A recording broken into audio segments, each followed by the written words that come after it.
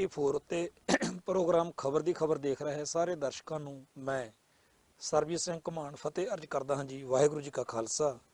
ਵਾਹਿਗੁਰੂ ਜੀ ਕੀ ਫਤਿਹ। ਅੱਜ ਦਾ ਜ਼ਮਾਨਾ ਮੀਡੀਆ ਦਾ ਜ਼ਮਾਨਾ ਹੈ, ਪ੍ਰੈਸ ਦਾ ਜ਼ਮਾਨਾ ਹੈ। ਆਪਦੀ ਗੱਲ ਦੁਨੀਆ ਸਾਹਮਣੇ ਤੁਸੀਂ ਕਿੰਨੇ ਵਧੀਆ ਤਰੀਕੇ ਨਾਲ ਰੱਖ ਪਾਉਂਦੇ ਹੋ, ਅੱਜ ਦੇ ਸਮੇਂ ਦੀ ਇਹ ਸਭ ਤੋਂ ਵੱਡੀ ਲੋੜ ਹੈ।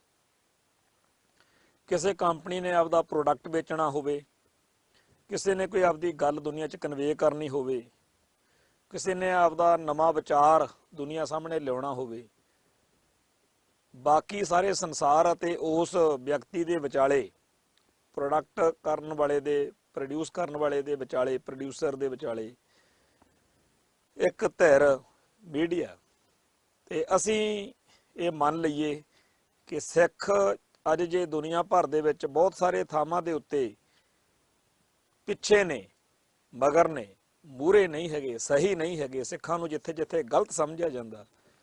ਉੱਥੇ ਉੱਥੇ ਉਹ ਲੋਕ ਜਿਹੜੇ ਸਾਨੂੰ ਗਲਤ ਮੰਨਦੇ ਆ ਜਾਂ ਸਾਨੂੰ ਸਹੀ ਨਹੀਂ ਸਮਝ ਪਾਏ, ਉਹਦੀ ਜ਼ਿੰਮੇਵਾਰੀ ਨਾ ਉਹਨਾਂ ਲੋਕਾਂ ਦੇ ਸਿਰ ਆ, ਉਹ ਦੋਸ਼ੀ ਨਹੀਂ ਹੈਗੇ। ਉੱਥੇ ਇਸ ਕਰਕੇ ਆ ਕਿ ਸਾਡਾ ਉਹਨਾਂ ਨਾਲ ਕਮਿਊਨੀਕੇਸ਼ਨ ਗੈਪ ਆ, ਸਾਡਾ ਉਹਨਾਂ ਕੋਲੇ ਆਪਦਾ ਸਹੀ ਪੱਖ ਰੱਖਣ 'ਚ ਅਸੀਂ ਸਮਰੱਥ ਨਹੀਂ ਹੋ ਸਕੇ।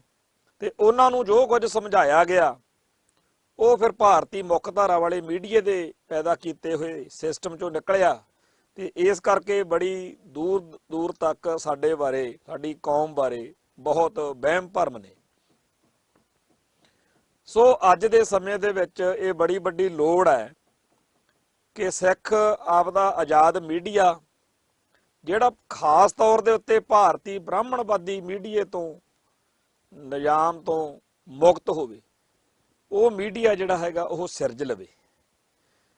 ਚੰਗੀ ਗੱਲ ਆ ਕਿ 1984 ਦੇ ਘੱਲੂ ਘਾਰਿਆਂ ਤੋਂ ਬਾਅਦ ਜਾਂ ਇਸ ਨਸਲਕੁਸ਼ੀ ਵਾਲੇ ਦੌਰ ਵਿੱਚ, ਖਾੜਕੂ ਲਹਿਰ ਦੇ ਤੋਂ ਬਾਅਦ ਵਿੱਚ ਇਹ ਗੱਲ ਬੜੇ ਸੁਚੱਜੇ ਤਰੀਕੇ ਦੇ ਨਾਲ ਦੀ ਨਾਲ ਸਮਝੀ ਵੀ ਗਈ ਤੇ ਇਹਦੇ ਲਈ ਯਤਨ ਵੀ ਕੀਤੇ ਗਏ ਕਿ ਸਿੱਖਾਂ ਨੂੰ ਵੀ ਇੱਕ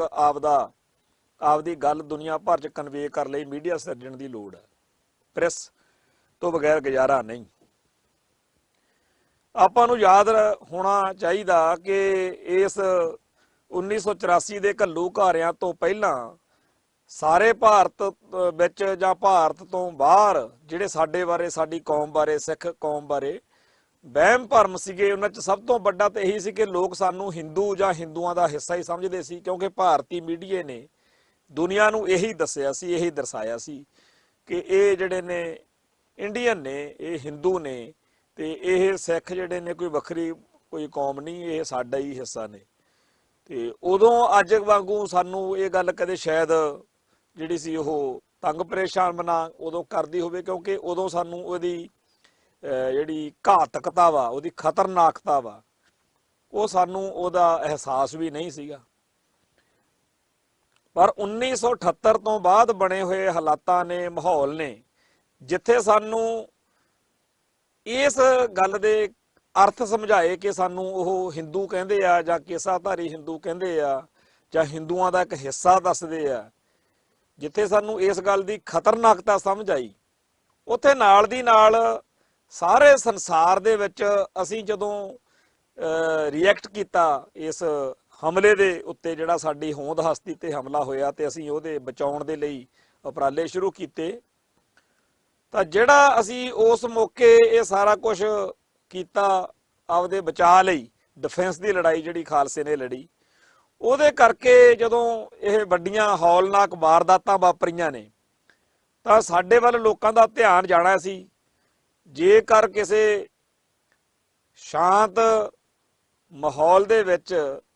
ਕੋਈ ਬੰਦਾ ਉੱਚੀ ਬੋਲ ਰਿਹਾ ਹੋਵੇ ਤਾਂ ਸਾਰਿਆਂ ਦਾ ਉਹਦੇ ਵੱਲ ਧਿਆਨ ਜਾਂਦਾ। ਜੇ ਕੋਈ ਕਲਪ ਕੇ, ਕੂਕ ਕੇ ਲੋਕਾਂ ਨੂੰ ਆਪਦੀ ਵੇਦਨਾ ਸੁਣਾ ਰਿਹਾ ਹੋਵੇ ਤਾਂ ਲੋਕਾਂ ਦਾ ਉਹਦੇ ਵੱਲ ਧਿਆਨ ਜਾਂਦਾ। ਜੇਕਰ ਕੋਈ ਗੰਨ ਚੱਕ ਕੇ ਆਪਦੀ ਗੱਲ ਕਹਿ ਰਿਹਾ ਹੋਵੇ ਤਾਂ ਲੋਕਾਂ ਦਾ ਉਹਦੇ ਵੱਲ ਧਿਆਨ ਜਾਂਦਾ। ਸੋ 1978 ਤੋਂ ਬਾਅਦ ਸਾਰੇ ਸੰਸਾਰ ਦਾ ਸਾਡੇ ਵੱਲ ਧਿਆਨ ਗਿਆ ਤੇ ਇਸ ਵਾਰ ਲੋਕਾਂ ਨੂੰ ਇਹ ਗੱਲ ਬੜੀ ਜਲਦੀ ਸਮਝ ਲੱਗੀ ਕਿ ਅਸਲ ਵਿੱਚ ਇਹ ਲੋਕ ਜਿਹੜੇ ਨੇ ਸਿੱਖ, ਇਹ ਹਿੰਦੂ ਨਹੀਂ ਹੈਗੇ, ਇਹ ਇੰਡੀਅਨ ਨਹੀਂ ਹੈਗੇ, ਇਹਨਾਂ ਨੂੰ ਤਾਂ ਹਿੰਦੂ ਤੋਂ ਖਤਰਾ ਵਾ, ਹਿੰਦੂ ਇਹਨਾਂ ਨੂੰ ਖਤਮ ਕਰ ਰਿਹਾ, ਹਿੰਦੂ ਮਾਰ ਰਿਹਾ, ਹਿੰਦੂ ਇਹਨਾਂ ਦੇ ਧਰਮ ਦਾ, ਇਹਨਾਂ ਦੀ ਬੋਲੀ ਦੇ, ਇਹਨਾਂ ਦੇ ਸੱਭਿਆਚਾਰ ਦਾ, ਸਾਰੇ ਕਿਸੇ ਦਾ ਖਾਤਮਾ ਕਰਕੇ ਹੜੱਪ ਜਾਣ ਲਈ ਕਾਹਲਾ ਹੈ। ਤੇ ਇਹ ਸਾਰੀਆਂ ਗੱਲਾਂ ਉਦੋਂ ਸਾਰੇ ਸੰਸਾਰ ਨੇ ਸਮਝੀਆਂ। ਨਾਲ ਦੀ ਨਾਲ ਇਹ ਸਮਝ ਲੱਗਿਆ ਕਿ ਇਹ ਇੰਡੀਆ ਤੋਂ ਬਹੁਤ ਵੱਡੇ ਖਤਰੇ ਹੇਠ ਨੇ। ਸੋ ਜਿਹੜਾ ਭਾਰਤੀ ਹਿੰਦੂ ਸਾਮਰਾਜ ਆ, ਇਹ ਅੱਖਰ ਸਾਡੇ ਲਈ ਇਸ ਮੌਕੇ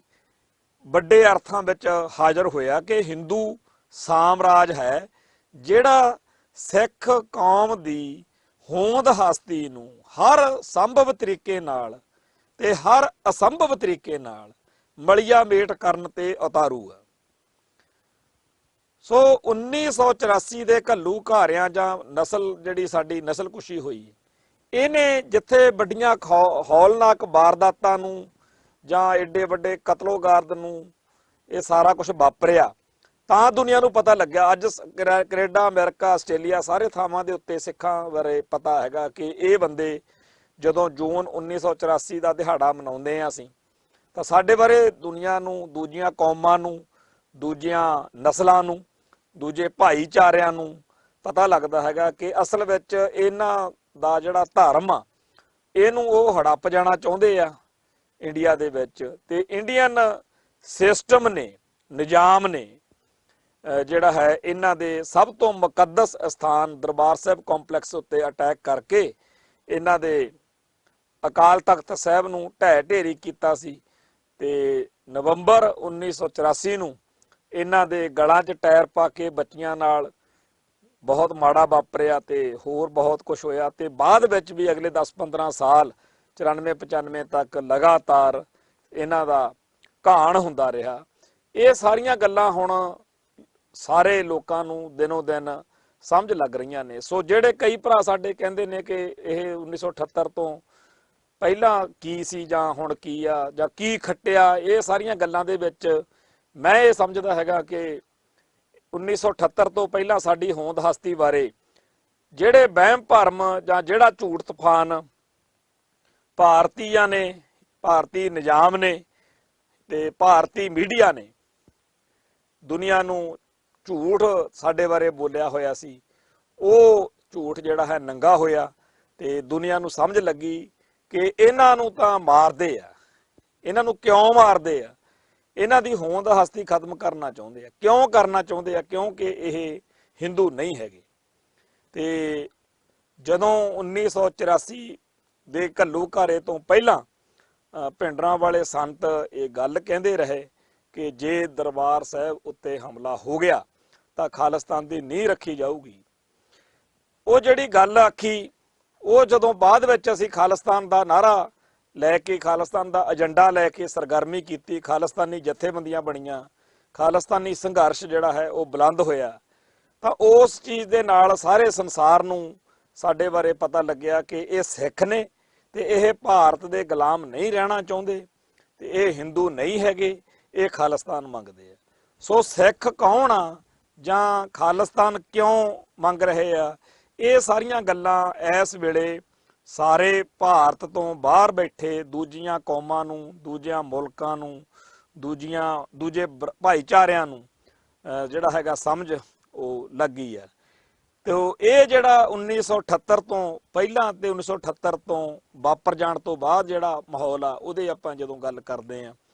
ਉਹਦਾ ਚਰਚਾ ਕਰਨ ਦਾ ਭਾਵ ਸਾਡਾ ਇਹ ਹੈਗਾ ਕਿ ਠੀਕ ਆ ਕਿ ਸਾਡਾ ਨੁਕਸਾਨ ਹੋਇਆ, ਠੀਕ ਆ ਸਾਡਾ ਬੜਾ ਵੱਡਾ ਕੌਮ ਨੂੰ ਝਟਕਾ ਲੱਗਿਆ, पर जिमें वो शेर है कि दिल टूटने से थोड़ी सी तकलीफ तो हुई मगर तमाम उम्र को आराम हो गया। ते वो गल साडे नाल वापरी कि बेशक सानू बड़ी बड़ी कीमत तारनी पई, पर सारे संसार नू पता लग गया कि सिख जिहड़े ने वो हिंदू नहीं, ते सिख तां हिंदुस्तान तो भारत तो आज़ादी मंगदे। ये वहम ये भरम बाकी दुनिया भर के मुल्कां दा, लोकां दा जां नस्लां दा जां भाईचारिਆਂ ਦਾ ही नहीं, साडी कौम के बड़े हिस्से का भी 1984 ने ही तोड़िया। ਇਸ ਤੋਂ ਪਹਿਲਾਂ ਖਾਲਿਸਤਾਨ ਦੀ ਹਮਾਇਤ ਕਦੇ ਵੀ ਇਸ ਤਰੀਕੇ ਨਾਲ ਨਹੀਂ ਸੀ ਹੋਈ। ਸਿੱਖਾਂ ਨੂੰ ਕੇਸਾਧਾਰੀ ਹਿੰਦੂ ਕਹੇ ਜਾਣ ਦੇ ਉੱਤੇ ਕਦੇ ਸਾਨੂੰ ਇਸ ਤਰੀਕੇ ਨਾਲ ਰਿਐਕਸ਼ਨ ਦੇਖਣ ਨੂੰ ਨਹੀਂ ਸੀ ਮਿਲਿਆ, ਗੁੱਸਾ ਇਸ ਤਰ੍ਹਾਂ ਨਹੀਂ ਸੀ ਜ਼ਾਹਿਰ ਹੋਇਆ ਜਿਹੜਾ 1984 ਜਾਂ ਇਹ ਸਾਰੇ ਦੌਰ ਨੇ ਹੁਣ ਸਾਡੇ ਸਾਹਮਣੇ ਸਥਿਤੀ ਪੈਦਾ ਕੀਤੀ ਆ। ਹੁਣ ਸਿੱਖ ਇਹ ਗੱਲ ਸੁਣਨ ਨੂੰ ਤਿਆਰ ਨਹੀਂ ਹੈਗਾ ਕਿ ਉਹਨੂੰ ਕੇਸਾਧਾਰੀ ਹਿੰਦੂ ਕਿਹਾ ਜਾਵੇ। ਹੁਣ ਉਹਨੂੰ ਇਹ ਗਾਲ ਵਰਗਾ ਲੱਗਦਾ, ਗੰਦੀ ਗਾਲ ਵਰਗਾ ਅੱਖਰ ਲੱਗਦਾ ਕਿ ਮੈਂ ਹਿੰਦੂ ਹੀ ਨਹੀਂ, ਕੇਸਾਧਾਰੀ ਹਿੰਦੂ ਤਾਂ ਬਾਹਲੀ ਦੂਰ ਦੀ ਗੱਲ ਆ, ਮੈਂ ਹਿੰਦੂ ਹੀ ਨਹੀਂ, ਮੈਂ ਸਿੱਖ ਹਾਂ। ਮੇਰੀ ਹੋਂਦ ਹਸਤੀ, ਮੇਰਾ ਜਿਹੜਾ ਹੈਗਾ ਆਪ ਦਾ ਰੂਪ ਸਰੂਪ ਆ, ਆਪ ਦਾ ਸਿਧਾਂਤ ਆ, ਸਾਡੇ ਆਪ ਦੀ ਵੱਖਰੀ ਕੌਮ ਆ, ਸਾਡੇ ਕੋਲੇ ਰਾਜ ਭਾਗ ਹੁੰਦਾ ਸੀ, ਸਾਡੇ ਸਿੱਕੇ ਚੱਲਦੇ ਸੀ ਨਾਨਕਸ਼ਾਹੀ ਸਿੱਕੇ, ਤੇ ਸਾਡੇ ਜਿਹੜੇ ਸੀ ਨਾਨਕਸ਼ਾਹੀ ਸਾਮਤ ਸਾਡਾ ਚੱਲਿਆ, ਤੇ ਸਾਡੇ ਕੋਲੇ ਸਾਰਾ ਕੁਝ ਆਪ ਦਾ ਵੱਖਰਾ ਤੇ ਵਿਲੱਖਣ ਤੇ ਆਜ਼ਾਦ, ਹਿੰਦੂ ਤੋਂ ਬ੍ਰਾਹਮਣ ਤੋਂ ਘੱਟੋ ਘੱਟ ਆਜ਼ਾਦ ਜਿਹੜਾ ਸੀ ਸਾਡੇ ਕੋਲੇ ਸਾਰਾ ਕੁਝ ਰਿਹਾ। ਕੁਛ ਨਿਸ਼ਾਨੀਆਂ ਸਾਡੀਆਂ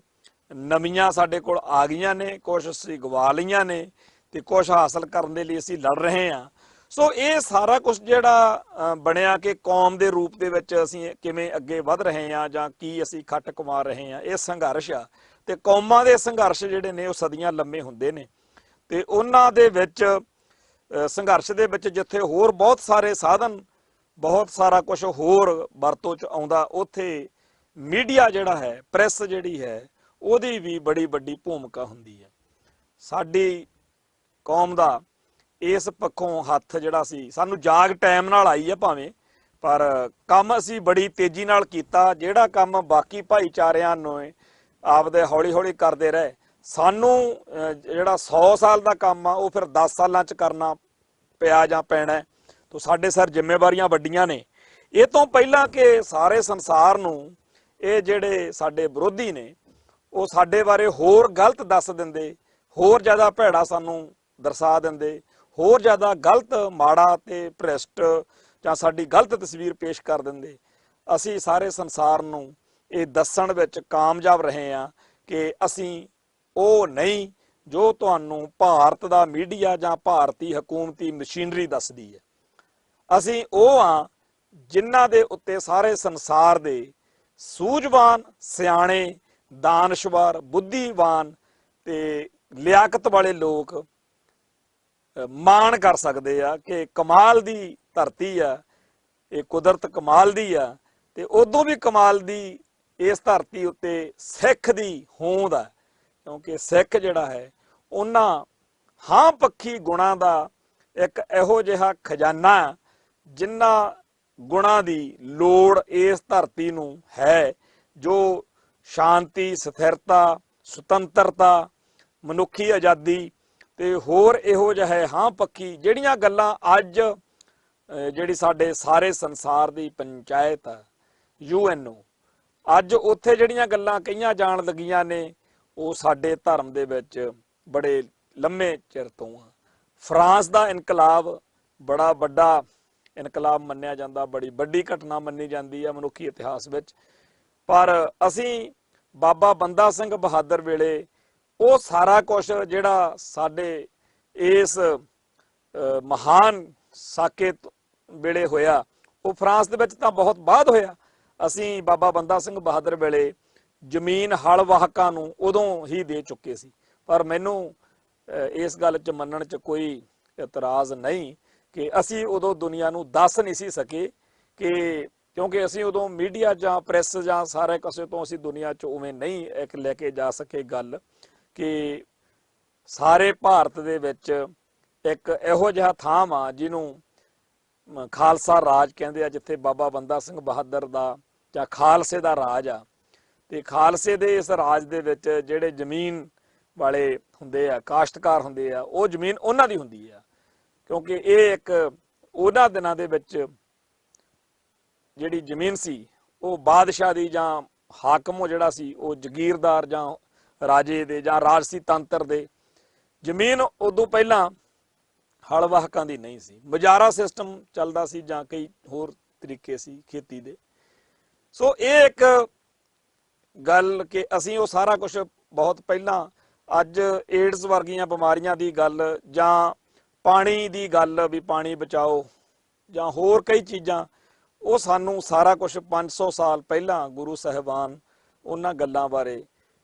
ਦੱਸ ਗਏ ਸੀ। ਔਰ ਸਾਇੰਸ ਦੀਆਂ ਜਿਹੜੀਆਂ ਖੋਜਾਂ ਨੇ ਕਿ ਲਓ ਜੀ ਜਿਹੜਾ ਇਹ ਜਿਹੇ ਜੀ ਗਲੈਕਸੀ ਆ ਸਾਡੀ ਹੈਗੀ ਆ, ਜਿਹਦੇ ਵਿੱਚ ਇੰਨੇ ਗ੍ਰਹਿ ਨੇ, ਇੰਨੇ ਉਪਗ੍ਰਹਿ ਨੇ, ਆ ਸੂਰਜ ਆ, ਚੰਦ ਆ, ਜੇ ਤਾਰੇ ਕਿਵੇਂ, ਇਹ ਸਾਰੀ ਗੱਲ ਜਿਹੜੀ ਸਾਡੀ ਅੱਜ ਦੀ ਸਾਇੰਸ ਕਹਿ ਰਹੀ ਆ ਕਿ ਉਹੋ ਜਿਹੀਆਂ ਪਤਾ ਨਹੀਂ ਅਸੰਖ ਗਲੈਕਸੀਆਂ ਨੇ, ਇੱਦਾਂ ਦੀਆਂ ਪਤਾ ਨਹੀਂ ਕਿੰਨੀਆਂ ਕੁ ਧਰਤੀਆਂ, ਕਿੰਨੇ ਕੁ ਸੌਰ ਮੰਡਲ, ਕੀ ਕੁਛ ਇਸ ਤਰ੍ਹਾਂ ਚੱਲ ਰਿਹਾ ਹੈਗਾ, ਇਹ ਇੱਦਾਂ ਦੀ ਗੱਲ ਜਿਹੜੀ। ਪਰ ਉਹ ਸਾਰਾ ਕੁਝ ਗੁਰਬਾਣੀ ਨੇ ਬਹੁਤ ਅਰਸਾ ਪਹਿਲਾਂ ਕਹਿ ਦਿੱਤਾ ਸੀ। ਪਰ ਅਸੀਂ ਇਸ ਗੱਲ ਨੂੰ ਮੰਨੀਏ ਕਿ ਅਸੀਂ ਪਿਛਲੇ 5 ਸਦੀਆਂ ਦੇ ਵਿੱਚ ਸਾਡੇ ਕੋਲ ਆਪਦੇ ਰਾਜ ਭਾਗ ਵਾਲੇ 2 ਮੌਕੇ ਹਾਸਲ ਰਹੇ ਆ, ਬਾਬਾ ਬੰਦਾ ਸਿੰਘ ਬਹਾਦਰ ਵੇਲੇ ਤੇ ਦੂਸਰਾ ਜਦੋਂ ਸਿੱਖ ਰਿਆਸਤਾਂ ਦਾ ਰਾਜ ਹੋਇਆ।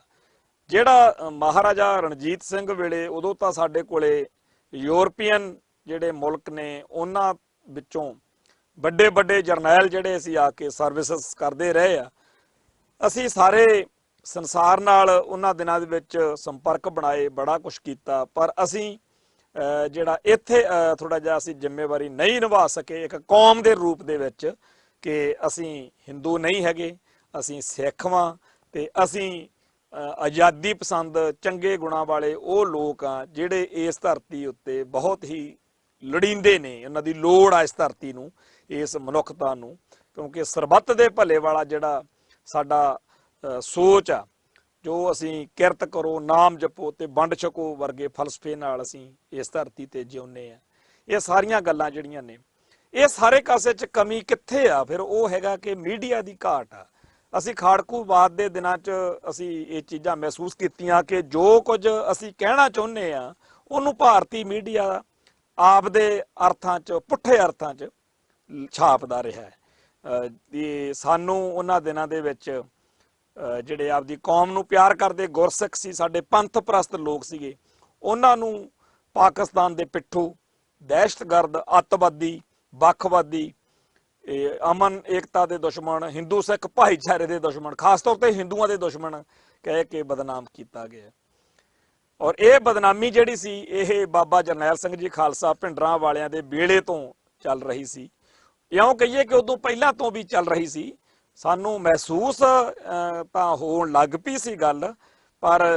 ਵਧੀਆ ਮਹਿਸੂਸ ਕਰਵਾਉਣ ਵਾਲੇ ਜਿਹੜੇ ਭਾਣੇ ਵਾਪਰੇ ਉਹ ਧਰਮ ਯੁੱਧ ਮੋਰਚੇ ਦੌਰਾਨ, ਖਾਸ ਤੌਰ ਤੇ ਮੈਨੂੰ ਲੱਗਦਾ ਕਿ ਸੰਤ ਗਿਆਨੀ ਜਰਨੈਲ ਸਿੰਘ ਜੀ ਖਾਲਸਾ ਭਿੰਡਰਾਂ ਵਾਲੇ ਸਭ ਤੋਂ ਪਹਿਲੀ ਇਹੋ ਜਿਹੀ ਬੇਬਾਕ ਹਸਤੀ ਹੋਏ ਨੇ ਜਿਨ੍ਹਾਂ ਨੇ ਗੱਜ ਵੱਜ ਕੇ ਗੱਲ ਕਹੀ ਕਿ ਭਾਰਤੀ ਮੀਡੀਆ ਜਿਹੜਾ ਹੈ, ਪ੍ਰੈਸ ਵਾਲੇ ਜਿਹੜੇ ਨੇ, ਜੋ ਕੁਝ ਮੈਂ ਕਹਿਣਾ ਉਹ ਨਹੀਂ ਛਾਪ ਰਹੇ, ਇਹਨਾਂ ਤੇ ਯਕੀਨ ਨਾ ਕਰਿਆ ਕਰੋ, ਇਹ ਆਪਦੇ ਕੋਲੋਂ ਮਨਮਰਜ਼ੀ ਦੀਆਂ ਖਬਰਾਂ, ਝੂਠੀਆਂ ਖਬਰਾਂ ਜਿਹੜੀਆਂ ਨੇ ਉਹ ਛਾਪਦੇ ਨੇ। ਔਰ ਉਹਨਾਂ ਦਿਨਾਂ ਦੇ ਵਿੱਚ ਜਿਹੜਾ ਧਰਮ ਯੁੱਧ ਮੋਰਚੇ ਦੇ ਖਿਲਾਫ ਜਾਂ ਸਿੱਖ ਜਗਤ ਦੇ ਖਿਲਾਫ ਤੇ ਸਿੱਖ ਹਿੱਤਾਂ ਦੇ ਖਿਲਾਫ ਬੜਾ ਕੁਝ ਉਦੋਂ ਮੀਡੀਆ 'ਚ ਛਪਦਾ ਛਪਾਉਂਦਾ ਰਿਹਾ, ਜਿਹਦੇ ਬਾਰੇ ਸਾਡੇ ਸਤਿਕਾਰਯੋਗ ਸਰਦਾਰ ਜਸਪਾਲ ਸਿੰਘ ਸਿੱਧੂ, ਉਹਨਾਂ ਦੀ ਕਿਤਾਬ ਜਿਹੜੀ ਜੂਨ 84 ਦੀ ਪੱਤਰਕਾਰੀ, ਜਦੋਂ ਉਹ ਪੜ੍ਹਦੇ ਆ ਤਾਂ ਬੜਾ ਕੁਝ ਸਾਡੇ ਪੱਲੇ ਪੈਂਦਾ ਕਿ ਇਹਨਾਂ ਦਿਨਾਂ ਦੇ ਵਿੱਚ ਕਿਵੇਂ ਸਾਡਾ ਅਕਸ ਖਰਾਬ ਕਰਨ ਦੇ ਲਈ ਸਾਨੂੰ ਟੈਰਰਿਸਟ, ਐਕਸਟ੍ਰੀਮਿਸਟ, ਅੱਤਵਾਦੀ, ਉਗਰਵਾਦੀ ਵਰਗੇ ਸ਼ਬਦ ਜਿਹੜੇ ਆ ਉਹ ਕਿਵੇਂ ਸਾਡੇ ਨਾਂ ਨਾਲ ਚੰਬੇੜੇ ਗਏ। ਤੇ ਉਹਨਾਂ ਦਿਨਾਂ ਵਿੱਚ ਸਾਡੇ ਕੋਲ ਕੋਈ ਆਪਦਾ ਓਡਾ ਉਸ ਲੈਵਲ ਦਾ ਮੀਡੀਆ ਨਹੀਂ ਸੀਗਾ। ਭਾਰਤੀ ਮੀਡੀਆ ਨੇ, ਪ੍ਰੈਸ ਨੇ ਜਿਹੜੀ ਬੈਲੈਂਸਡ ਅਪਰੋਚ ਅਪਣਾਉਣ ਦੀ ਥਾਂ ਹਕੂਮਤੀ ਬੋਲੀ ਜਿਹੜੀ ਆ ਉਹ ਬੋਲੀ, ਤੇ ਉਹ ਸਾਰਾ ਕੁਝ ਜਿਹੜਾ ਸਾਡੇ ਖਿਲਾਫ ਹੋਇਆ,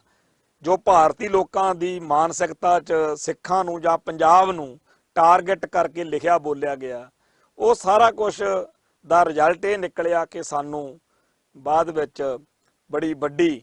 ਜਿਹੜੀ ਸੀ ਨਫ਼ਰਤ ਦਾ ਸ਼ਿਕਾਰ ਹੋਣਾ ਪਿਆ। 1984 ਦੇ ਨਵੰਬਰ ਮਹੀਨੇ ਵਿੱਚ ਜੋ ਸਾਡਾ ਕਤਲੇਆਮ ਹੋਇਆ, ਉਹਦਾ ਆਧਾਰ ਭਾਰਤੀ ਮੀਡੀਆ ਨੇ ਬਣਾਇਆ, ਜਿਨ੍ਹਾਂ ਨੇ ਝੂਠੀਆਂ ਨਲਾਇਕੀ ਭਰੀਆਂ ਖਬਰਾਂ ਛਾਪ ਕੇ ਸਾਡਾ ਅਕਸ ਖਰਾਬ ਕੀਤਾ। ਤੇ ਫਿਰ ਜਦੋਂ ਨਵੰਬਰ 1984 ਚ ਇੰਦਰਾ ਦੇ ਮਰਡਰ ਤੋਂ ਬਾਅਦ ਰਿਐਕਸ਼ਨ ਹੋਇਆ ਔਰ ਉਹ ਪੂਰਾ ਮੈਨੇਜ ਕੀਤਾ ਗਿਆ ਕਿ ਇਦਾਂ ਕਤਲੇਆਮ ਸਿੱਖਾਂ ਦਾ ਕੀਤਾ ਜਾਵੇ, ਨਸਲਕੁਸ਼ੀ ਕੀਤੀ ਜਾਵੇ। ਤੇ ਬਾਅਦ ਚ ਇਲੈਕਸ਼ਨਾਂ ਹੋਈਆਂ ਤਾਂ ਜਿਹੜੇ ਉਦੋਂ ਕਤਲੇਆਮ ਸਾਡਾ ਨਹੀਂ ਸੀ ਕਰ ਸਕੇ, ਉਹਨਾਂ ਭਾਰਤੀਆਂ ਨੂੰ ਲੱਗਿਆ ਕਿ ਹੁਣ ਅਸੀਂ ਕਾਂਗਰਸ ਨੂੰ ਵੋਟ ਪਾਈਏ ਤਾਂ ਕਿ ਅਸੀਂ ਇਹ ਦੱਸਣ ਜੋਗੇ ਹੋ ਸਕੀਏ ਕਿ ਅਸੀਂ ਵੀ ਸਿੱਖਾਂ ਦੇ ਇਸ ਨਸਲਕੁਸ਼ੀ ਦੇ ਮੌਕੇ ਅਸੀਂ ਤੁਹਾਡੇ ਨਾਲ ਆ। ਸੋ ਜਿਹੜੇ ਕਾਂਗਰਸ ਦੀ ਉਹ ਜਿਹੜੀ ਐਡੀ ਜ਼ਬਰਦਸਤ ਲੋਕ ਸਭਾ ਚੋਣਾਂ 'ਚ ਜਿੱਤ ਹੋਈ ਆ, ਉਹਦਾ ਜਿਹੜਾ ਮੁੱਖ ਧੁਰਾ ਵਾ ਉਹ ਇਸ ਨੁਕਤੇ 'ਚ ਪਿਆ ਕਿ ਭਾਰਤੀ ਮੀਡੀਆ ਨੇ, ਪ੍ਰੈਸ ਨੇ ਸਿੱਖਾਂ ਖਿਲਾਫ ਨਫ਼ਰਤ ਤੇ ਹਿੰਸਾ ਦਾ ਇੱਕ ਮਾਹੌਲ, ਕਈ ਬੰਦੇ ਗੋਲੀ ਨਾਲ ਜਾਂ ਸਾਡੇ ਗਲ 'ਚ ਟਾਇਰ ਪਾ ਕੇ ਜਾਂ ਸਾਡੀ ਬੇਪੱਤੀ ਕਰਕੇ, ਸਾਡੀਆਂ ਜਾਇਦਾਦਾਂ ਸਾੜ ਕੇ ਜਾਂ ਗੁਰਧਾਮਾਂ ਨੂੰ ਅੱਗਾਂ ਲਾ ਕੇ ਜਾਂ ਸਾਡੇ ਪਾਵਨ ਇਸ਼ਟ ਸਾਹਿਬ ਸ੍ਰੀ ਗੁਰੂ ਗ੍ਰੰਥ ਸਾਹਿਬ ਜੀ ਦੀ ਬੇਅਦਬੀ ਕਰਕੇ ਉਹ ਇਸ ਤਰੀਕੇ ਨਾਲ ਆਪਦੀ ਹਿੰਸਾ ਨੂੰ ਜਾਂ ਨਫ਼ਰਤ ਨੂੰ ਸਾਹਮਣੇ ਲਿਆਉਂਦੇ ਸੀ। ਤੇ ਕਈ ਲੋਕਾਂ ਨੇ ਫਿਰ ਵੋਟਾਂ ਪਾ ਕੇ ਵੀ ਚਲੋ ਇਦਾਂ ਨਹੀਂ ਤਾਂ ਅਸੀਂ ਵੋਟ ਪਾ ਦਿੰਨੇ ਆ ਤੁਹਾਨੂੰ। ਇਹ ਜਿਹੜਾ ਸਾਰਾ ਕੁਝ ਵਾਪਰਿਆ, ਇਹਦੇ ਵਿੱਚ ਬਾਬਾ ਜਰਨੈਲ ਸਿੰਘ ਦੇ ਬੋਲ ਜਿਹੜੇ ਸੀ ਉਹ ਫਿਰ ਬੜੇ ਬਾਰ-ਬਾਰ ਕੰਨਾਂ 'ਚ ਗੂੰਜੇ ਕਿ ਭਾਰਤੀ ਮੀਡੀਆ ਜਿਹੜਾ ਹੈ, ਪ੍ਰੈਸ ਜਿਹੜੀ ਹੈ, ਉਹ ਜੋ ਕੁਝ ਮੈਂ ਕਹਿਣਾ ਉਹ ਤਾਂ ਛਾਪਦੇ ਨਹੀਂ ਤੇ ਆਪਦੇ ਕੋਲੋਂ ਬੜਾ ਕੁਝ ਛਾਪੀ ਜਾਂਦੇ ਨੇ। ਤੇ ਅੱਜ ਜਦੋਂ ਕਿਤਾਬਾਂ ਦੇ ਰਾਹੀਂ ਇਹ ਗੱਲ ਦੱਸੀ ਜਾਂਦੀ ਹੈ, ਸਰਦਾਰ ਜਸਪਾਲ ਸਿੰਘ ਸਿੱਧੂ ਦੀ ਗੱਲ ਹੈ, ਤਾਂ ਉਹ ਫਿਰ ਅੱਜ ਸਾਨੂੰ ਸਮਝ ਲੱਗਦੀ ਆ ਤੇ ਅਸੀਂ ਉਦੋਂ ਫਿਰ ਪੂਰੀ ਦ੍ਰਿੜਤਾ ਦੇ ਨਾਲ ਇਹ ਅਹਿਦ ਕਰਨ ਜੋਗੇ ਹੋ ਜਾਂਦੇ ਆ ਕਿ ਅਸੀਂ ਸਾਰੀ ਦੁਨੀਆ ਦੇ ਵਿੱਚ ਸਿੱਖ ਕੌਮ ਦਾ ਪੱਖ ਪੇਸ਼ ਕਰਨ ਲਈ ਆਪਦੇ ਆਪ ਨੂੰ ਜਿਹੜਾ ਹੈ ਪੇਸ਼ ਕਰੀਏ। ਜਿੱਥੇ ਸਾਡੀ ਕੌਮ ਨੇ ਅਨੇਕਾਂ ਯੋਧੇ ਜਿਨ੍ਹਾਂ ਨੇ ਸ਼ਾਸਤਰ ਦੇ ਨਾਲ ਜਿਹੜਾ ਹੈਗਾ ਕੌਮ ਦਾ ਸੇਵਾ ਕੀਤੀ ਕੌਮ ਦੀ, ਉਵੇਂ ਸ਼ਾਸਤਰ ਤੇ ਸ਼ਾਸਤਰ ਦੋਨਾਂ ਦਾ ਹੀ ਇੱਥੇ ਲੋੜ ਆ। ਤੋ ਕਲਮ ਦੇ ਨਾਲ ਵੀ ਤੇ ਤਲਵਾਰ ਦੇ ਨਾਲ ਵੀ। ਜਿਵੇਂ ਭਾਜੀ ਗਜਿੰਦਰ ਸਿੰਘ ਜਿਹੜੇ ਆ ਉਹ ਇਹ ਗੱਲ ਇੱਕ ਕਵਿਤਾ ਦੇ ਰੂਪ 'ਚ ਲਿਖਦੇ ਨੇ ਬਈ ਜਿਹੜੇ ਸਿਰ ਕਲਮ ਦੇ ਵਾਰ ਨਾਲ ਅਸੀਂ ਲਾਹੇ, ਉਹ ਜਿਹੜੇ ਤਲਵਾਰ ਦੇ ਵਾਰ ਨਾਲ ਨਹੀਂ ਸੀ ਸਿਰ ਲਾਹੇ ਜਾ ਸਕੇ, ਅਸੀਂ ਉਹ ਕਲਮ ਦੇ ਵਾਰ ਦੇ ਨਾਲ ਲਾਹੇ ਨੇ। ਸੋ ਅਸੀਂ ਹੁਣ ਕਲਮ ਨੂੰ ਵੀ ਜਾਂ ਆਪਦੀ ਕੌਮ ਦਾ ਪੱਖ ਪੇਸ਼ ਕਰਨ ਲਈ, ਆਪਦੀ ਐਡਵੋਕੇਸੀ ਲਈ ਅਸੀਂ ਦੁਨੀਆ ਭਰ ਦੇ ਵਿੱਚ ਇੱਕ ਬਹੁਤ ਚੰਗੇ ਤਰੀਕੇ ਨਾਲ ਸਰਗਰਮ ਹੋ ਚੁੱਕੇ ਲੋਕ ਆ। ਸਾਨੂੰ ਫਖਰ ਆ ਇਸ ਗੱਲ ਦੇ ਉੱਤੇ, ਮਾਣ ਹੈ ਕਿ ਦੁਨੀਆ ਭਰ ਦੇ ਵਿੱਚ ਜਿੱਥੇ ਵੀ ਸਿੱਖ ਗਿਆ, ਚਾਹੇ ਉਹ ਇੱਥੋਂ ਉਹਨਾਂ ਹਾਲਾਤਾਂ ਦੇ ਵਿੱਚ ਰੋਜੀ ਰੋਟੀ ਕਮਾਉਣ ਦੇ ਲਈ ਗਿਆ ਹੋਵੇ, ਚਾਹੇ ਉਹ ਉਹਨਾਂ ਹਾਲਾਤਾਂ ਤੋਂ ਬਚ ਕੇ ਕਿ ਭਰਾ ਜਿਹੜਾ ਹੈ ਉਹ ਪੁਲਿਸ ਨੇ ਚੱਕ ਲਿਆ ਵਾ ਤੇ ਮਾਪਿਆਂ ਨੇ ਕਰਜ਼ਾ ਚੱਕ ਕੇ ਜਾਂ ਕਿਸੇ ਵੀ ਢੰਗ ਤਰੀਕੇ ਨਾਲ ਕਿਹਾ ਕਿ ਇੱਕ ਵਾਰੀ ਇਹਨੂੰ ਛੋਟੇ ਨੂੰ ਤਾਂ ਬਚਾਈਏ, ਤੇ ਹੁਣ ਜਦੋਂ ਬਾਹਰ ਜਾ ਕੇ ਉਹਦੇ ਪੈਰ ਲੱਗ ਗਏ ਨੇ ਤੇ ਉਹ ਉੱਥੇ ਜਿਹੜੇ ਛੋਟੇ ਭਰਾ ਸੀ ਅਨੇਕਾਂ ਜਾਂ ਹੋਰ ਰਿਸ਼ਤੇਦਾਰ ਸੀ ਜਿਹੜੇ ਇਸ ਖਾੜਕੂਬਾਦ ਦੇ ਸਮੇਂ ਦੌਰਾਨ ਸਿੱਖਾਂ ਦੀ ਨਸਲਕੁਸ਼ੀ ਤੋਂ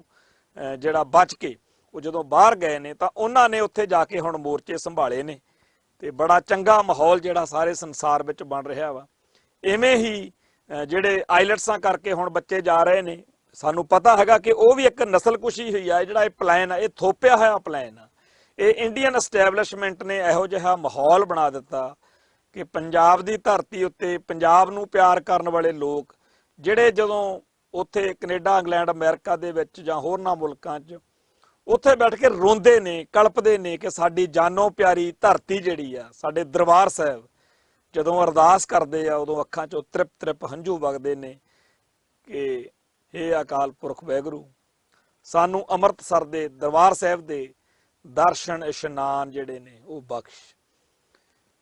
ਤੇ ਇਹ ਸਾਰਾ ਕੁਝ ਜਦੋਂ ਉਹਨਾਂ ਨੂੰ ਉੱਥੋਂ ਬੈਠਿਆਂ ਨੂੰ ਇਹ ਪੀੜ ਝੱਲਣੀ ਪੈਂਦੀ ਆ, ਇਹ ਦੁੱਖ ਝੱਲਣਾ ਪੈਂਦਾ, ਤਾਂ ਉਦੋਂ ਉਹਨਾਂ ਨੂੰ ਚੇਤਾ ਆਉਂਦਾ ਕਿ ਅਸੀਂ ਇੱਥੇ ਕਿਉਂ ਆਏ, ਅਸੀਂ ਕਿਉਂ ਆਪਦੇ ਜਾਨੋਂ ਪਿਆਰੇ ਪਿੰਡਾਂ ਨੂੰ,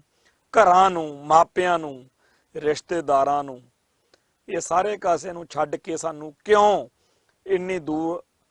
ਜਾਣਾ ਪਿਆ, 7 ਸਮੁੰਦਰੋਂ ਪਾਰ ਅਸੀਂ ਕਿਉਂ ਬਸਣ ਲਈ ਮਜਬੂਰ ਹੋਏ, ਕਿਉਂਕਿ ਸਾਨੂੰ ਘੇਰ ਲਿਆ ਗਿਆ ਕਿ ਜੇ ਅਸੀਂ ਬਚਣਾ ਜਾਂ ਅਸੀਂ ਰੱਜ ਕੇ ਰੋਟੀ ਖਾਣੀ ਆ ਜਾਂ ਮਾਣ ਸਨਮਾਨ ਨਾਲ ਜਿਉਣਾ ਤਾਂ ਅਸੀਂ ਇੱਥੋਂ ਬਚ ਜਾਈਏ, ਅਸੀਂ ਇੱਥੋਂ ਚਲੇ ਜਾਈਏ। ਹੁਣ ਇਸ ਮੌਕੇ ਸਾਰੇ ਸੰਸਾਰ ਵਿੱਚ ਲਿਖ ਕੇ ਜਾਂ ਬੋਲ ਕੇ ਪੰਥ ਅਤੇ ਪੰਜਾਬ ਦਾ ਪੱਖ ਪੇਸ਼ ਕਰਨ ਵਾਲੇ ਬੇਅੰਤ ਲੋਕ ਸਰਗਰਮ ਨੇ ਤੇ ਉਹਨਾਂ ਸਾਰਿਆਂ ਨੂੰ ਸਮੱਸਿਆਵਾਂ ਵੀ ਆਉਂਦੀਆਂ ਨੇ ਤੇ ਸਮੇਂ ਦੀ ਲੋੜ ਹੈ ਕਿ ਪੰਥ ਅਤੇ ਪੰਜਾਬ ਦਾ ਲਿਖ ਕੇ ਜਾਂ ਬੋਲ ਕੇ, ਚਾਹੇ ਉਹ ਕੋਈ ਇਲੈਕਟ੍ਰੋਨਿਕਸ ਮੀਡੀਆ ਜਿਹੜਾ ਅੱਜ ਦਾ ਹੈ, ਕੈਮਰੇ ਨਾਲ ਗੱਲ ਕਰਨੀ, ਕੈਮਰਾ ਲੈ ਕੇ ਉਹਦੇ ਰਾਹੀਂ ਕਿਸੇ ਨੂੰ ਮਿਲਣਾ ਜਾਂ ਆਪ ਗੱਲ ਕਰਨੀ, ਇਸ ਤਰ੍ਹਾਂ ਨਾਲ ਵੀ ਬੜੇ ਸਾਰੇ ਸਾਡੇ ਭਰਾ ਭੈਣਾਂ ਲੱਗੇ ਹੋਏ ਨੇ। ਇਵੇਂ ਹੀ ਬਹੁਤ ਸਾਰੇ ਸਾਡੇ ਲੋਕ ਲਿਖ ਕੇ, ਕੋਈ ਨਾਵਲ ਲਿਖਦਾ, ਕੋਈ ਕਵਿਤਾ ਲਿਖਦਾ, ਕੋਈ ਹੋਰ ਕਿਸੇ ਢੰਗ ਤਰੀਕੇ ਨਾਲ ਕਲਮ ਦੇ ਮੋਰਚੇ ਤੇ ਲੜਾਈ ਲੜ ਰਹੇ। ਇਹ ਸਾਰੇ ਜਿਹੜੇ ਲਿਖ ਕੇ ਜਾਂ ਬੋਲ ਕੇ ਪੰਥ ਅਤੇ ਪੰਜਾਬ ਦਾ ਪੱਖ ਪੇਸ਼ ਕਰਦੇ ਨੇ, ਸਿੱਖਾਂ ਦੇ ਲਈ, ਸਿੱਖੀ ਦੇ ਲਈ ਲਿਖਦੇ ਕਰਦੇ ਨੇ, ਇਹਨਾਂ ਨੂੰ ਬੜੀਆਂ ਪ੍ਰੋਬਲਮਸ ਵੀ ਆਉਂਦੀਆਂ ਨੇ। ਤੇ ਇਹ ਜਿਹੜੇ ਪੰਥ ਅਤੇ ਪੰਜਾਬ ਦਾ ਪੱਖ ਪੇਸ਼ ਕਰਨ ਵਾਲੇ ਕਲਮਕਾਰ ਨੇ ਜਾਂ ਮੀਡੀਆ ਕਰਮੀ ਕਹਿ ਲਓ ਜਾਂ ਕੁਛ ਮਰਜ਼ੀ ਅੱਖਰ ਦੇ ਲਓ, ਇਹਨਾਂ ਸਾਰਿਆਂ ਲਈ ਇੱਕ ਸਾਂਝੇ ਪਲੇਟਫਾਰਮ ਦੀ ਲੋੜ ਹੈ ਤੇ ਉਸ ਪਲੇਟਫਾਰਮ ਤੋਂ ਇੱਕ ਦੂਜੇ ਨਾਲ ਕਨੈਕਸ਼ਨ ਹੋਵੇ, ਇੱਕ ਦੂਜੇ ਦੇ ਦੁੱਖ ਸੁੱਖ ਦੀ ਸਾਂਝ ਹੋਵੇ, ਇੱਕ ਦੂਜੇ ਦੇ ਲਈ ਜਿਹੜਾ ਸਾਧਨ ਬਣਨਾ ਉਹਦੀ ਬੜੀ ਲੋੜ ਹੈ। ਤੇ ਜਿਹੜੇ ਲੋਕ ਅੱਜ ਵੀ ਸਿੱਖਾਂ ਦੇ ਤੇ ਸਿੱਖੀ ਦੇ ਖਿਲਾਫ, ਪੰਥ ਅਤੇ ਪੰਜਾਬ ਦੇ ਖਿਲਾਫ ਸਰਗਰਮ ਨੇ, ਲਿਖ ਕੇ ਜਾਂ ਬੋਲ ਕੇ ਸਟੇਟ ਦਾ ਪੱਖ, ਇੰਡੀਅਨ ਸਟੇਟ ਦਾ ਪੱਖ ਜਿਹੜਾ ਹੈਗਾ ਉਹ ਮਜ਼ਬੂਤ ਕਰਨ ਦੇ ਲਈ ਯਤਨਸ਼ੀਲ ਨੇ, ਉਹਨਾਂ ਦੀ ਸੰਭਾਲ ਦੇ ਲਈ ਬੜੇ ਢੰਗ ਤਰੀਕੇ ਲੱਭੇ ਹੋਏ ਨੇ। ਉਦੋਂ ਹੀ ਪਤਾ ਲੱਗਦਾ ਜਦੋਂ ਕਿਸੇ ਇਹੋ ਜਿਹੀ ਲਿਖਤ ਜਿਹੜੀ ਸਿੱਖ ਜਗਤ ਵਿੱਚ ਬੁਰੀ ਤਰ੍ਹਾਂ ਰੱਦ ਕੀਤੀ ਜਾ ਰਹੀ ਹੋਵੇ, ਉਹਨੂੰ ਪਸੰਦ ਨਾ ਕੀਤਾ ਜਾ ਰਿਹਾ ਹੋਵੇ, ਲਿਖਾਰੀ ਨੂੰ ਥੂ ਥੂ ਹੋ ਰਹੀ ਹੋਵੇ ਕਿ ਕੀ ਲਿਖਿਆ। ਤੇ ਜਦੋਂ ਕੈਨੇਡਾ, ਇੰਗਲੈਂਡ ਜਾਂ ਅਮਰੀਕਾ ਦੇ ਵਿੱਚ ਕਿਸੇ ਗੁਰੂ ਸਾਹਿਬ ਦੇ ਨਾਂ ਤੇ ਜਾਂ ਕਿਸੇ ਇਹੋ ਜਿਹੇ ਪੰਥ ਨੂੰ ਜਾਂ ਪੰਜਾਬ ਨੂੰ ਰੀਪ੍ਰਜੈਂਟ ਕਰਦਾ ਨਾਂ ਹੁੰਦਾ ਸੰਸਥਾ ਦਾ, ਵੀ ਉਹਦੇ ਵੱਲੋਂ ਜੀ ਉਹਨੂੰ $10 ਲੱਖ ਜਾਂ $25,000 ਜਾਂ 50 ਲੱਖ ਇਸ ਤਰ੍ਹਾਂ ਦਿੱਤਾ ਜਾ ਰਿਹਾ, ਤੇ ਉਦੋਂ ਫਿਰ ਸਮਝ ਲੱਗ ਜਾਂਦੀ ਆ ਕਿ ਅਸਲ ਵਿੱਚ ਭਾਰਤੀ ਖੁਫੀਆ ਏਜੰਸੀਆਂ ਦਾ ਜਿਹੜਾ ਤੰਤਰ ਆ ਉਹ ਉਹਨਾਂ ਲੋਕਾਂ ਨੂੰ ਸਪੇਸ ਦੇ ਰਿਹਾ, ਕਿਉਂਕਿ ਜੇ ਇੱਥੇ ਉਹਨਾਂ ਨੂੰ ਸਿੱਧੇ ਪੈਸੇ ਫੜਾਏ ਤਾਂ ਔਖਾ ਹੋ ਜਾਊਗਾ। ਤੋ ਫਿਰ ਕੈਨੇਡਾ, ਇੰਗਲੈਂਡ, ਅਮਰੀਕਾ 'ਚ ਜਾਂ ਕਿਸੇ ਹੋਰ ਦਾ ਉੱਥੇ ਜਿਹੜੇ ਆਪਦੇ ਏਜੰਟ ਨੇ ਉਹਨਾਂ ਰਾਹੀਂ ਉਹਨਾਂ ਨੂੰ ਜਿਹੜਾ ਮਾਣ ਸਨਮਾਨ ਦੇ ਕੇ, ਲੋਈ ਦੇ ਕੇ ਕਿਹਾ ਜਾਂਦਾ ਕਿ ਜੀ $25,000। ਇੱਥੇ ਫਿਰ ਸਾਡੇ ਬੰਦੇ ਕਹਿੰਦੇ ਆ ਜੀ ਬੜਾ, ਅਸਲ ਵਿੱਚ ਉਹਨੂੰ ਜਿਹੜਾ ਸੀ ਉਹਨੂੰ ਵੀ ਤੇ ਹੋਰਾਂ ਨੂੰ ਵੀ ਸੁਨੇਹਾ ਦਿੱਤਾ ਜਾ ਰਿਹਾ ਹੁੰਦਾ ਕਿ ਪਰਵਾਹ ਨਾ ਕਰੋ, ਸਿੱਖੀ ਅਤੇ ਸਿੱਖਾਂ ਦੇ ਖਿਲਾਫ ਲਿਖੋ, ਬੋਲੋ ਤੇ ਅਸੀਂ ਤੁਹਾਨੂੰ ਮਾਲਾ ਮਾਲ ਕਰ ਦਿਆਂਗੇ। ਸੋ ਜਿੱਥੇ ਇਸ ਤਰੀਕੇ ਦੀਆਂ ਚਾਲਾਂ ਜਿਹੜੀਆਂ ਨੇ, ਕਮੀਨਗੀ ਭਰੀਆਂ ਚਾਲਾਂ ਚੱਲੀਆਂ ਜਾ ਰਹੀਆਂ ਹੋਣ, ਪੰਥ ਅਤੇ ਪੰਜਾਬ ਦੇ ਖਿਲਾਫ ਕਲਮਾਂ ਨੂੰ ਜਾਂ ਬੋਲਣ ਵਾਲਿਆਂ ਨੂੰ ਮਾਲਾ ਮਾਲ ਕੀਤਾ ਜਾ ਰਿਹਾ ਹੋਵੇ, ਉੱਥੇ ਸਾਨੂੰ ਅੱਜ ਤੱਕ ਇਹ ਕੁਛ ਵਿਚਾਰੇ ਕਾਮਯਾਬ ਨਹੀਂ ਹੋ ਸਕੇ, ਗਾਂ ਵੀ ਨਹੀਂ ਹੋਣਾ, ਕਿਉਂਕਿ ਸਾਨੂੰ ਪਤਾ ਅਸੀਂ ਗੁਰੂ ਦੇ ਓਟ ਆਸਰੇ ਲੱਗੇ ਹੋਏ ਆ ਤੇ ਅਲੱਗ-ਅਲੱਗ ਮੌਕਿਆਂ ਤੇ ਅਲੱਗ-ਅਲੱਗ ਬੰਦਿਆਂ ਨੇ ਅਲੱਗ-ਅਲੱਗ ਨਾਮਾਂ ਹੇਠ ਜਿਹੜੀਆਂ ਨੇ ਪੰਜਾਬ ਦਾ ਜਾਂ ਪੰਥ ਦਾ ਮੀਡੀਆ ਸਿਰਜਣ ਦੇ ਯਤਨ ਕੀਤੇ ਨੇ। ਕਈ ਵਾਰ ਸਿਖਰ ਤੇ ਗਈ ਹੋਈ ਗੱਲ ਦਾ ਮੂੰਹ ਮੱਥਾ ਹੋਰ ਹੀ ਬਣ ਜਾਂਦਾ। ਤੇ ਜਿਵੇਂ ਸਾਡੇ ਸਾਹਮਣੇ ਹੈ ਕਿ ਅਸੀਂ ਖਾੜਕੂਬਾਦ ਦੌਰਾਨ ਅੱਜ ਦੀ ਆਵਾਜ਼ ਅਖਬਾਰ ਜਿਹੜਾ ਸੀ, ਉਦੋਂ ਇਹ ਸਮਝ ਕੇ ਮੰਨ ਕੇ ਤੋਰਿਆ ਸੀ ਕਿ ਆਪਾਂ ਨੂੰ ਲੋੜ ਆ, ਤੇ ਅੱਜ ਉਹ ਅਖਬਾਰ ਜਿਹੜਾ ਹੈ ਉਹ ਸਾਡੇ ਲਈ ਓਡਾ ਕਾਰਗਰ ਨਹੀਂ ਬਣ ਪਾਇਆ ਜਿੱਡਾ ਉਹਨੂੰ ਹੋਣਾ ਚਾਹੀਦਾ। ਇਵੇਂ ਹੀ ਸਪੋਕਸਮੈਨ ਨੂੰ ਵੀ ਪੰਥ ਦੇ ਪੈਸੇ ਨੇ ਮਜ਼ਬੂਤ ਕੀਤਾ ਸੀ, ਬੜਾ ਬਾਹਰੋਂ ਅੰਦਰੋਂ ਇਹਨਾਂ ਦੀਆਂ ਅਪੀਲਾਂ ਤੇ ਬੜਾ ਕੁਝ ਛਪਦਾ ਰਿਹਾ, ਪਰ ਲਾ ਪਾ ਕੇ ਉਹ ਜਿਹੜੀ ਜਿਸ ਲੀਹ ਤੇ ਉਹ ਤੁਰ ਪਿਆ ਅਖਬਾਰ ਜਾਂ ਮੈਗਜ਼ੀਨ ਸੀ, ਜਦੋਂ ਮੈਗਜ਼ੀਨ ਤੋਂ ਅਖਬਾਰ ਬਣਿਆ ਤੇ ਕੁਝ ਹੋਰ ਹੀ ਬਣ ਗਿਆ। ਹੁਣ ਉਹ ਪੰਥ ਤੇ ਅਸਲ ਵਿੱਚ ਇਹ ਸਾਰੇ ਲੋਕ ਜਿਹੜੇ ਇਸ ਤਰ੍ਹਾਂ ਦੇ ਕਈ ਮੈਗਜ਼ੀਨ ਸਾਡੇ ਬੰਦ ਵੀ ਹੋ ਗਏ ਪਿਛਲੇ ਸਮੇਂ 'ਚ। ਕਿਸੇ ਟਾਈਮ ਖੰਡੇ ਧਾਰ ਬੜੀ ਵੱਡੀ ਗੱਲ ਹੁੰਦਾ ਸੀ, ਸੰਪਰਕ ਹੁੰਦਾ ਸੀ। ਇਵੇਂ ਸਾਡਾ ਇੱਕ ਮੈਗਜ਼ੀਨ ਜਿਹੜਾ ਸੀ ਸੰਤ ਸਿਪਾਹੀ ਵੀ ਹੁੰਦਾ ਸੀ, ਜਿਹੜਾ ਕਿ ਮਾਸਟਰ ਤਾਰਾ ਸਿੰਘ ਦੇ ਪਰਿਵਾਰ ਵੱਲੋਂ ਵੀ ਚਲਾਇਆ ਜਾਂਦਾ ਰਿਹਾ। ਤੇ ਇਹ ਸਾਰੇ ਜਿਹੜੇ ਇਸ ਤਰੀਕੇ ਦੇ ਸਾਡੇ ਮੈਗਜ਼ੀਨ, ਅਖਬਾਰਾਂ, ਅਕਾਲੀ ਪੱਤਰਕਾ ਕਿਸੇ ਟਾਈਮ ਬੜੀ ਵੱਡੀ ਗੱਲ ਹੁੰਦਾ ਸੀ। ਤੇ ਹੁਣ ਤਾਂ ਸਾਨੂੰ ਇਹ ਵੀ ਕਹਿਣ 'ਚ ਕੋਈ ਝਿਜਕ ਨਹੀਂ ਕਿ ਅਜੀਤ ਜਿਹੜਾ ਅਖਬਾਰ ਸੀ ਕਿਸੇ ਵੇਲੇ ਸਾਨੂੰ ਇਉਂ ਲੱਗਦਾ ਹੁੰਦਾ ਸੀ ਕਿ ਵਾਹ ਜੀ ਕਮਾਲ ਆ, ਤੇ ਅੱਜ ਸਾਨੂੰ ਸਾਰਿਆਂ ਨੂੰ ਪਤਾ ਵੀ ਉਹ ਕਿੱਥੇ ਖੜਾ। ਸੋ ਪੰਜਾਬ ਦੇ ਵਿੱਚ ਇਹੋ ਜਿਹੇ ਅਖਬਾਰ ਮੈਗਜ਼ੀਨ ਕਈ ਬੰਦ ਹੋ ਗਏ, ਕਈ ਅਸੀਂ ਸ਼ੁਰੂ ਕੀਤੇ, ਬੜੇ ਚਾਅ ਨਾਲ ਉਹਨਾਂ ਨੂੰ ਹਮਾਇਤ ਸਪੋਰਟ ਵੀ ਕੀਤੀ, ਪਰ ਉਹ ਫਿਰ ਕੰਮ ਦੇ ਸਾਬਤ ਨਹੀਂ ਹੋਏ, ਉਲਟਾ ਉਹ ਸਾਡੇ ਲਈ ਕੁਝ ਹੋਰ ਹੀ ਸਮੱਸਿਆਵਾਂ ਪੈਦਾ ਕਰਨ ਦਾ ਕਾਰਨ ਬਣ ਕੇ ਰਹਿ ਗਏ। ਸੋ ਬਾਰ-ਬਾਰ ਇਹ ਤਜਰਬੇ ਅਸਫਲ ਹੋਏ ਨੇ, ਪਰ ਪੰਥ ਵੀ ਕਮਾਲ ਦਾ ਹੈ ਕਿ ਜਦੋਂ ਕੋਈ ਨਵਾਂ ਚਿਹਰਾ, ਨਵੀਂ ਕੋਈ ਗੱਲ ਲੈ ਕੇ ਆਇਆ ਤਾਂ ਕੌਮ ਨੇ ਹਮਾਇਤ ਦਿੱਤੀ ਆ। ਪੰਥ ਨੇ ਕਿਹਾ ਕਿ ਕੋਈ ਗੱਲ ਨਹੀਂ, ਜੇ ਪਹਿਲੋਂ ਵਾਲਿਆਂ ਤੋਂ ਨਹੀਂ ਗੱਲ ਬਣੀ, ਅਸੀਂ ਤੁਹਾਨੂੰ ਮੌਕਾ ਦਿੰਨੇ ਆ। ਸ਼ੁਕਰਗੁਜ਼ਾਰ ਹਾਂ ਕਿ ਸਾਡੀ ਕੌਮ ਦਾ ਭਰੋਸਾ ਜਾਂ ਵਿਸ਼ਵਾਸ ਜਿਹੜਾ ਹੈਗਾ ਉਹ ਕਦੇ ਟੁੱਟਦਾ ਨਹੀਂ, ਕਦੇ ਮੁੱਕਦਾ ਨਹੀਂ, ਕਦੇ ਖਤਮ ਨਹੀਂ ਹੁੰਦਾ। ਜਦੋਂ ਵੀ ਕੋਈ ਨਵਾਂ ਬੰਦਾ ਸਾਹਮਣੇ ਆਉਂਦਾ ਹੈ, ਉਹਨੂੰ ਫਿਰ ਮਿਲਦਾ ਹੈਗਾ ਕਿ ਆ ਚੱਕੋ ਜੀ, ਤੁਸੀਂ ਵੀ ਜੇ ਸੋਚਦੇ ਹੋ ਕਿ ਅਸੀਂ ਕੁਝ ਵੱਖਰਾ ਕਰ ਸਕਦੇ ਹਾਂ ਤਾਂ ਜ਼ਰੂਰ ਕਰੋ। ਸੋ ਸਾਰੇ ਸੰਸਾਰ ਦੇ ਵਿੱਚ ਇਸ ਵੇਲੇ ਅਲੱਗ-ਅਲੱਗ ਮੁਲਕਾਂ ਦੇ ਵਿੱਚ ਇੱਕ ਬੜੀ ਵੱਡੀ, ਮੈਂ ਕਹਿੰਦਾ ਹੁੰਦਾ ਕਿ ਇੱਕ ਉਸਾਰੂ ਕੰਪੀਟੀਸ਼ਨ, ਸਿਹਤਮੰਦ ਕੰਪੀਟੀਸ਼ਨ, ਹਰ ਥਾਂ ਦੇ ਉੱਤੇ 2-2 3-3 4-4 ਇਦਾਂ ਦੇ ਸਾਡੇ ਜਿਹੜੇ ਨੇ ਟੀਵੀ ਚੈਨਲਸ ਉਹ ਸ਼ੁਰੂ ਹੋ ਗਏ ਆ, ਰੇਡੀਓ ਸਟੇਸ਼ਨ ਸ਼ੁਰੂ ਹੋ ਗਏ ਨੇ, ਤੇ ਕਈ ਲਿਖਾਰੀ, ਕਈ ਹੋਰ ਢੰਗ ਤਰੀਕਿਆਂ ਨਾਲ ਪੰਥ ਅਤੇ ਪੰਜਾਬ ਦਾ ਪੱਖ ਪੇਸ਼ ਕਰਨ ਲਈ ਸਾਡੇ ਭਰਾ ਭੈਣਾਂ ਯਤਨਸ਼ੀਲ ਨੇ। ਪਰ ਇਹ ਸਾਰੇ ਕਾਸੇ ਨੂੰ ਇੱਕ ਸਮੁੱਚਤਾ ਦੇ ਰੂਪ ਦੇ ਵਿੱਚ ਇੱਕ ਪਲੇਟਫਾਰਮ ਦੀ ਲੋੜ ਹੈ, ਜਿਹੜਾ ਸਾਰੇ ਸੰਸਾਰ ਦੇ ਵਿੱਚ, ਦੇਖੋ ਪੰਥ ਅਤੇ ਪੰਜਾਬ ਦੇ ਜਿਹੜੇ ਖਿਲਾਫ ਆ, ਉਹਨਾਂ ਨੂੰ ਇੰਡੀਅਨ ਜਿਹੜਾ ਸਿਸਟਮ ਆ ਉਹਨੇ ਬੜੀ ਸੂਖਮਤਾ ਦੇ ਨਾਲ ਅੱਡ-ਅੱਡ ਥਾਵਾਂ ਦੇ ਉੱਤੇ ਬੰਨ੍ਹ ਲਿਆ ਹੋਇਆ। ਆ ਜਿਹੜੀਆਂ ਸਾਡੀਆਂ ਪੰਜਾਬ ਦੀਆਂ ਸਾਹਿਤ ਸਭਾਵਾਂ ਨੇ, ਜਾਂ ਪੰਜਾਬੀ ਭਵਨ ਲੁਧਿਆਣੇ ਦੇ ਵਿੱਚ ਜਿਹੜੀਆਂ ਸਰਗਰਮੀਆਂ ਚੱਲਦੀਆਂ ਨੇ, ਉੱਥੇ ਤੁਸੀਂ ਦੇਖ ਸਕਦੇ ਹੋ ਕਿ ਜਾਂ ਤਾਂ ਕਮਿਊਨਿਸਟ ਫਲਸਫੇ ਨੂੰ ਪ੍ਰਣਾਏ ਹੋਏ ਜਿਹੜੇ ਲਿਖਾਰੀ ਨੇ, ਜਾਂ ਭਾਰਤ ਮਾਤਾ ਕੀ ਜੈ ਵਾਲੇ ਜਿਹੜੇ ਲਿਖਾਰੀ ਨੇ, ਪਰ ਜਿਹੜਾ ਪੰਥ ਅਤੇ ਪੰਜਾਬ ਨੂੰ ਪ੍ਰਣਾਇਆ ਹੋਇਆ ਕੋਈ ਲਿਖਾਰੀ ਹੋਵੇ ਜਾਂ ਲਿਖਤ ਹੋਵੇ, ਉਹਨੂੰ ਉਹ ਉਸ ਤਰੀਕੇ ਨਾਲ ਨਹੀਂ ਦੇਖਦੇ। ਪਿਛਲੇ ਸਾਲ ਦੇ ਵਿੱਚ ਬਹੁਤ ਵਧੀਆ ਚੰਗੀਆਂ ਕਿਤਾਬਾਂ ਆਈਆਂ। ਇੱਕ ਅਮਨਦੀਪ ਸਿੰਘ ਦੀ ਇੰਗਲਿਸ਼ ਵਿੱਚ ਕਿਤਾਬ ਆਈ, ਚਲੋ ਉਹ ਤਾਂ ਇੰਗਲਿਸ਼ ਵਿੱਚ ਸੀ ਪੰਜਾਬ ਬਾਰੇ, ਪਰ ਇੱਕ ਜਿਵੇਂ ਕਹਿੰਦੇ ਹੁੰਦੇ ਆ ਵੀ ਬੰਦੇ ਨੂੰ ਆਪਦੀ ਗੱਲ ਕਰਨ ਲੱਗਿਆ ਝਿਜਕ ਆਉਂਦੀ ਹੁੰਦੀ ਆ, ਪਰ ਜਦੋਂ ਮੈਂ KPS ਗੱਲ ਪੰਜਾਬ ਦਾ ਬੁੱਚੜ ਕਿਤਾਬ ਲਿਖੀ, ਉਹਦੀ ਬੜੀ ਦੂਰ ਤੱਕ ਚਰਚਾ ਹੋਈ। ਸਿੱਖ ਨੌਜਵਾਨ ਬੱਚਿਆਂ ਨੂੰ ਇਹ ਸਾਰੀ ਗੱਲ ਨੂੰ ਸਮਝਣ ਦਾ ਇੱਕ ਮੌਕਾ ਮਿਲਿਆ। ਪਰ ਇੱਥੇ ਦੇ ਜਿਹੜੇ ਸਥਾਪਿਤ ਮੀਡੀਆ ਕਰਮੀ ਨੇ, ਜਿਹੜੇ ਭਾਰਤੀ ਮੁਖਤਾਰਾਂ ਨੂੰ ਪ੍ਰਣਾਏ ਹੋਏ ਨੇ, ਜਾਂ ਇੱਥੇ ਜਿਹੜੇ ਅਦਾਰੇ ਨੇ, ਉਹਨਾਂ ਲਈ ਉਹ ਇੱਕ ਵਿਪਤਾ ਸੀ ਵੀ ਇਹ ਕਿੱਥੋਂ ਇਹ ਗੱਲ ਲੈ ਆਇਆ, ਇੱਥੇ ਬੈਠ ਕੇ ਇਹੋ ਜਿਹੀ ਗੱਲ ਕਰਨੀ ਜਾਂ ਲਿਖਣੀ, ਇਹ ਇਦਾਂ ਕਿਵੇਂ ਕਰ ਗਿਆ ਹੈ ਨਾ। ਤੇ ਉਸ ਬੜੀ ਔਖ ਉਹਨਾਂ ਨੂੰ ਮਹਿਸੂਸ ਹੋਈ, ਔਰ ਬੜਾ ਕੁਝ ਮੈਨੂੰ ਉਸ ਗੱਲ ਵਿੱਚੋਂ ਸਮਝਣ ਨੂੰ, ਸਿੱਖਣ ਨੂੰ ਮਿਲਿਆ। ਤੇ ਉਦੋਂ ਵੀ ਮੇਰੇ ਇਹ ਦਿਮਾਗ 'ਚ ਗੱਲ ਆਉਂਦੀ ਸੀ ਕਿ ਜਿਵੇਂ ਪ੍ਰੈਸ ਦੀ ਆਜ਼ਾਦੀ ਦੀ ਗੱਲ ਕਰਕੇ ਲੋਕਾਂ ਨੂੰ ਕਈ ਵਾਰੀ ਭਰਮਾਇਆ ਜਾਂਦਾ, ਅਸਲ ਵਿੱਚ ਉਦਾਂ ਦੀ ਗੱਲ ਨਹੀਂ ਹੈ, ਬੜਾ ਔਖਾ ਹੈ। ਪਰ ਕਿਉਂਕਿ ਅਸੀਂ 9ਵੇਂ ਪਾਤਸ਼ਾਹ ਦੀ ਜਿਹੜੀ ਸ਼ਹਾਦਤ ਆ ਕਿ ਵਿਚਾਰਾਂ ਦੇ ਪ੍ਰਗਟਾਵੇ ਦੀ ਆਜ਼ਾਦੀ ਦੀ ਗੱਲ, ਜਾਂ ਸਾਰਾ ਕੁਝ ਉਹ ਸਾਡੇ ਸਾਹਮਣੇ ਆ। ਸੋ ਅਸੀਂ ਇਸ ਗੱਲ ਦੇ ਉੱਤੇ ਕੰਮ ਕਰਨਾ ਚਾਹੁੰਦੇ ਆ ਕਿ ਜਿਵੇਂ ਅੱਡ-ਅੱਡ ਸਾਡੇ ਥਾਵਾਂ ਦੇ ਉੱਤੇ, ਜਿਵੇਂ TV 84 ਹੈ, ਇਹਨੂੰ ਬੜੀ ਮਾਇਕ ਮਦਦ ਦੀ ਲੋੜ ਹੈ, ਪਰ ਸਾਡੇ ਭਾਈਚਾਰੇ ਨੂੰ ਇਹੋ ਜਿਹੇ ਹੋਰ ਵੀ ਅਦਾਰਿਆਂ ਨੂੰ ਸਪੋਰਟ ਕਰਨ ਦੀ ਲੋੜ ਹੈ।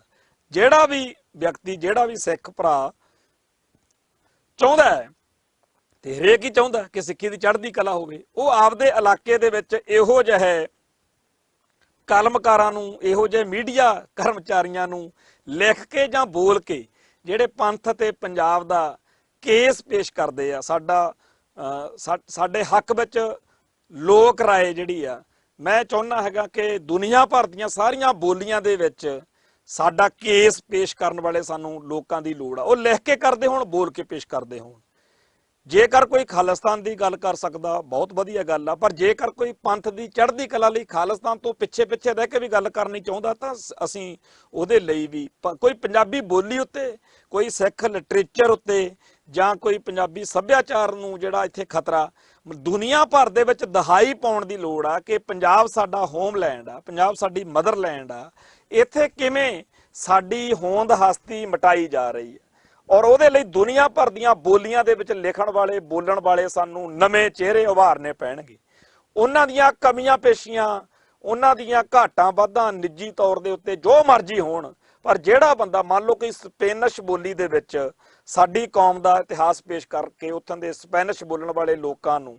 ਜਾਂ ਸਪੇਨੀ ਬੋਲੀ ਸਪੈਨਿਸ਼ ਸਮਝਣ ਵਾਲੇ ਲੋਕਾਂ ਨੂੰ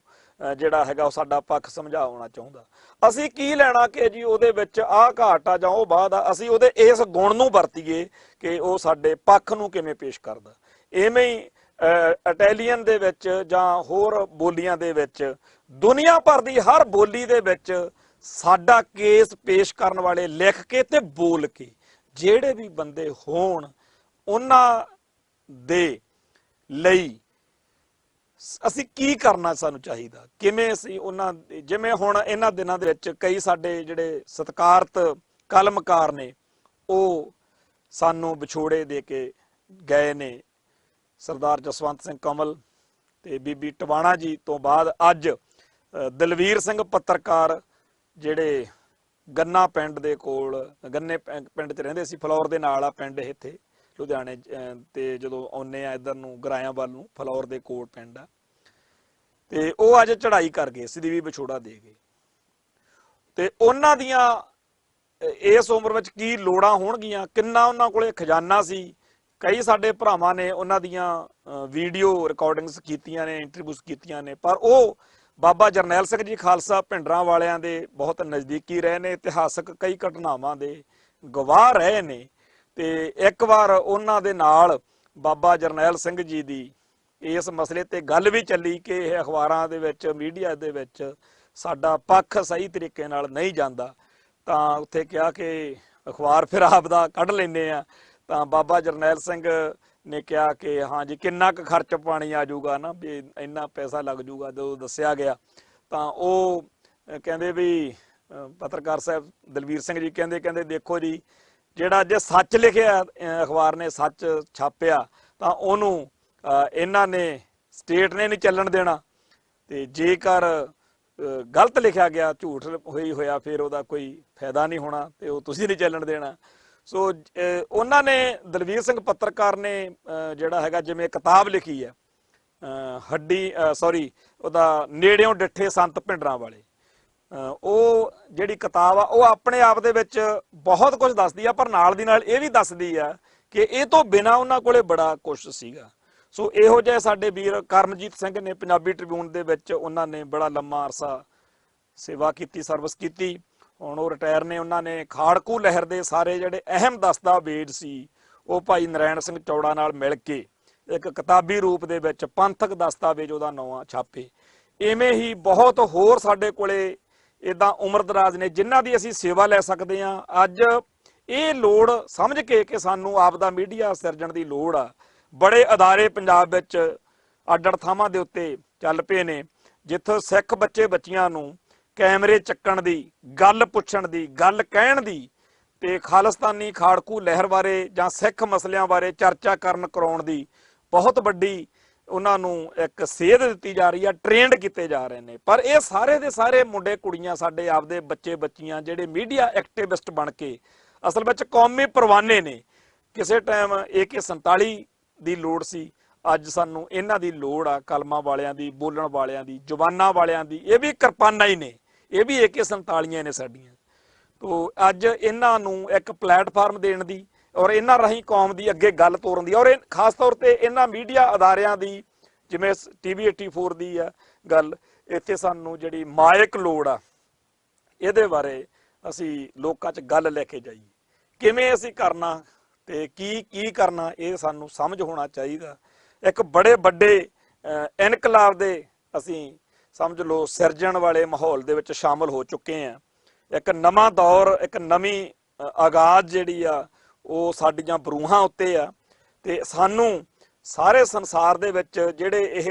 ਇਸ ਵੇਲੇ ਦੇ ਮੀਡੀਆ ਐਕਟਿਵਿਸਟ ਲਾ ਲਓ, ਜਾਂ ਇਹਨਾਂ ਨੂੰ ਕਲਮਾਂ ਦੇ ਰਾਹੀਂ ਜਾਂ ਲਿਖ ਕੇ ਜਾਂ ਬੋਲ ਕੇ ਕੌਮ ਦਾ